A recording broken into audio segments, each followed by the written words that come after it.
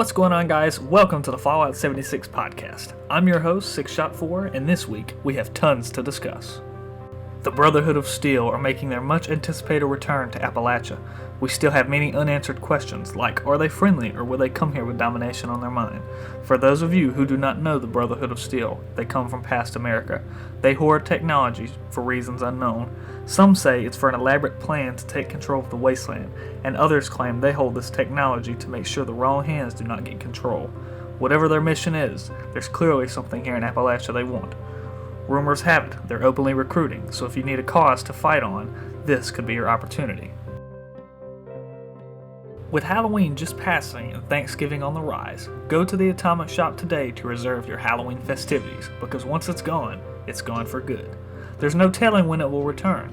Shop updates usually happen on Tuesdays, so get yours while it lasts. Now, I want to take you live for our weekly Enemy Spotlight. I'm standing outside the Charleston Capitol building where the surrounding areas are infested with what we Appalachian folk call the Scorched. Matter of fact, my crew and I had to fight our way into this courtyard to do this interview. Back to the Scorched. They showed up after the bombs dropped and spewed radiation over everything. These aren't your typical feral ghouls. They retain memory, travel in packs, and some even still know how to manage a firearm. I don't know why radiation makes people want to kill everything, but it sure is a shit show down here. Their flesh is torn from their body by the radiation as their skin starts to crystallize.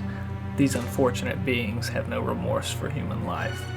It makes you even wonder that if behind all that evil, is there even still a person there? In my opinion, the lucky ones died when the bombs hit. Is this really hell? You can still see the ashes of where people once stood on that infamous day. Back to the studio with more announcements. First and foremost, I would like to say thank you. I just hit 50 subs on YouTube.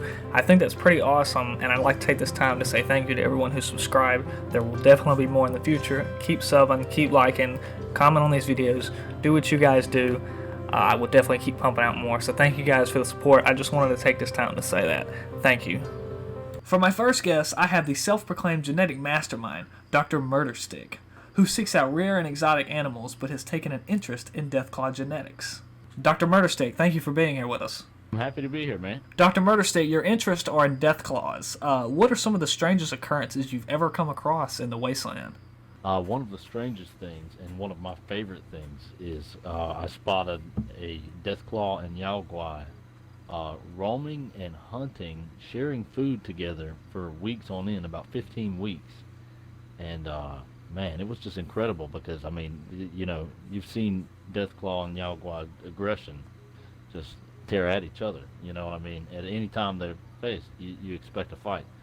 And to see these two actually working together, some type of peace was amazing. You say 15 weeks. When you mean 15 weeks, where did they sleep exactly? How were their living arrangements? Did they have a cave? Did they have some sort of place they went and stayed or burrowed at? They just generally slept on the ground next to each other. I mean, they were a small pack. It was incredible. The Yaogwai and the Deathclaw, are they still friends to this day? Do we know what happened to them after your 15-week journey? I decided to conduct my own little experiment, and I led them to a nearby encampment of raiders. You said you led them to the encampment. What type of bait did you use to lead them exactly? Rad stag meat. What was the first interaction between the raiders and the Yaogwai and Deathclaw? How did they react when they first saw them? The raiders reacted much the same way I did, amazement. And the Yaogwai and Deathclaw were actually not aggressive at first. I was stunned, and but so the experiment had to begin, and I injected each of the creatures with Psychojet, and they completely massacred the raiders. You said you injected them with Psychojet. What did you use, in fact, to inject them? I tagged them with this modified syringer. Upgraded the pressure for the gun so it's able to penetrate Deathclaw hide. Deathclaws are usually known as deadly creatures. At what point in your life did you decide to dedicate yourself to studying these rare and exotic species of the waste? Well, I used to have a life before I did all this, a different life, and I had a wife, you know, and this wasn't my name, and I didn't do this, and uh, one night, just traveling in the wastes, uh, me and my wife were attacked by a Deathclaw, and she was just completely, massacred, and I managed to brutalize it upon, discovering the body. But my God, That must have been horrible to lose your wife. I'm sorry. I'm sorry to hear about that. well, I did the only thing I could do, and kept moving forward as much as it hurt to do every day. And one day I heard this high pitched, fucking horrible howling, and went to check it out. It was a baby Deathclaw. I mean, I say baby. It was, I don't know, a toddler of Deathclaws, and I saw an opportunity. You saw an opportunity. What did you exactly do with the baby Deathclaw you found? The same thing I would have done if I had found a puppy or anything else. I saw a chance of an unmolded brain, and decided to mold it as much as I could, and in good ways, but with rewards and punishments, I brought it along with me.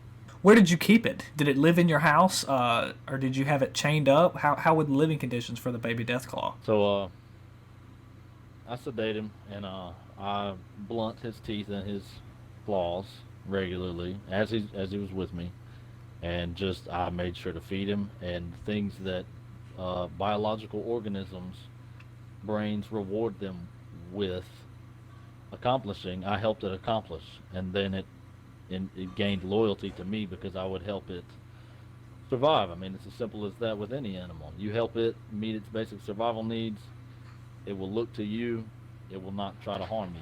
So in this Deathclaw's eyes, you were almost its father figure, correct? Yes, a father figure, a pack leader, a dominant supporting other. I tried to make sure you have to dominate an animal that can cause you harm. You have to make sure it knows you are what it, answers to. Dr. Murderstick, give me a time span. How long did you take care of this Deathclaw? Hard to say. Many months. When I found him, I could carry him, and he was maybe 2 feet tall, and by the end of it, he was 9-ish feet tall, man. That seems to be a pretty damn big Deathclaw. Living conditions. Did you have a special facility built outside to keep him in, or was he just chained up to a fence? I actually tried to stay as close to him as possible, so even in sleeping and everything, as much reinforcement that we are a unit as I can get. And if we slept next to each other at night, I mean, as simple as that, we would sleep wherever we could, and nothing messed with us, of course. Do you believe Deathclaws could someday be integrated into our society? Absolutely not. Why do you say that? Do you not think that someday they could become peaceful? It's difficult because with Deathclaws, in terms of intelligence, they have the potential to be far beyond anything we have even conceived. I mean, we could even remotely conceive. But their ability to solve all of their problems through pure aggression and violence, it inhibits them from ever having the need to develop their brains enough to get to a civilized point. I mean, they have such brute strength that they have no need to become that intelligent. So, in a way, their strength is their weakness. It's holding them. It gets them through day to day, but it's holding them back as a species. So it's almost, as you're saying, Deathclaws are taking 1 step forward and 2 steps back in terms of they can't push themselves to become this great species because they are so powerful. They don't think they need to become anything more. Is that what you're saying, Doctor? It's not so much that they don't think they need, they don't even have the capability to think that they don't need. They, they lack a common language in any sense. I mean, it's body language, it's animalistic, it's grunts and posture, and it's, the few that have been domesticated and have been experimented on and have been trained with some intelligence have surpassed anything we could have expected. Show absolutely no need. They show absolutely no need to demonstrate any intelligence when they. Why would they need to stalk and hunt and maybe build tools when they can just rip apart something and just scale a mountain and just, I mean, anything is brute strength. It requires no problem-solving intelligence. The wrinkles in the brain. How did you and the Deathclaw you raised? How did you communicate with him? How did was there ever any communication bonds formed, or was it just show of strength? Is that how you communicated? Um, there was no words for things, but there was definitely an understanding. There was a language. I taught him from very, very young. This, that. It's very simple to teach, especially something like a Deathclaw. A common understanding of things, an item to a sound, an action to a sound. There was love communicated. He had loyalty to me. I mean, we were a unit in the end. I mean, I tried to make it happen, and it happened.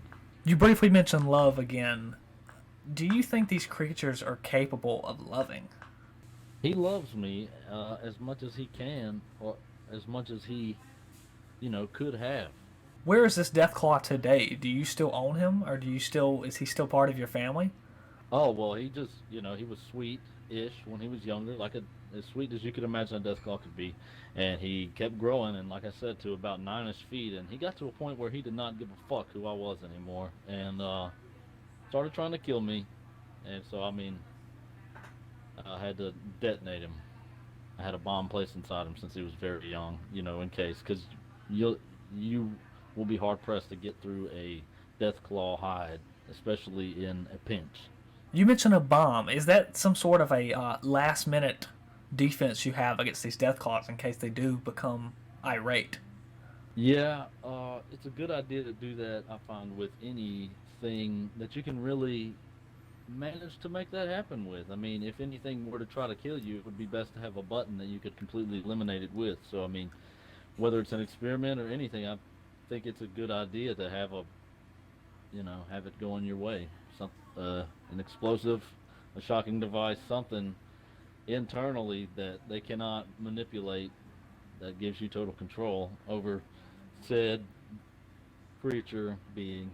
Dr. Murderstick, how can we use your research to learn more about these creatures like Deathclaws? What are you doing actively? What is your mission? What is your voice that you want to be spread to the people of the Wasteland? At the moment, I have two goals that I'm working towards simultaneously, and they go hand in hand. I mean, you can't really have one without the other in the end, because it's a one goal thing. They're my goals. You know what I'm saying? That's a goal. To accomplish my goals is a goal, right? And so I'm trying as best as I can. It's hard to find specimens. It's hard to find the right things to work with. And oftentimes it goes horribly wrong. I mean, Deathclaws do what Deathclaws do, and you have to save yourself in the end. But I'm trying to create two very different, very codependent species of Deathclaw. One that is geared towards the intelligence, that is going to have a more mankindish type role on the earth, and the other that is more of a companion type, a pet, if you will, that assists them and is more of the brute strength and the raw power. This way they get the best of both worlds. And my message to the people is, get out of the Deathclaw's way. It's their time. You guys heard it first from the self-proclaimed genetic mastermind Dr. Murderstick. His message to you: stay out of the way for the Deathclaw. The Deathclaw has taken over. Mr. Murderstick, thank you for joining us tonight again. It was a pleasure. Thank you for having me on, man. Guys, if you enjoyed that episode, like and subscribe for more. There definitely will be more next week. I'm hoping to do a weekly episodic show. Guys, hit that like button for more. Thank you for watching. I'm out.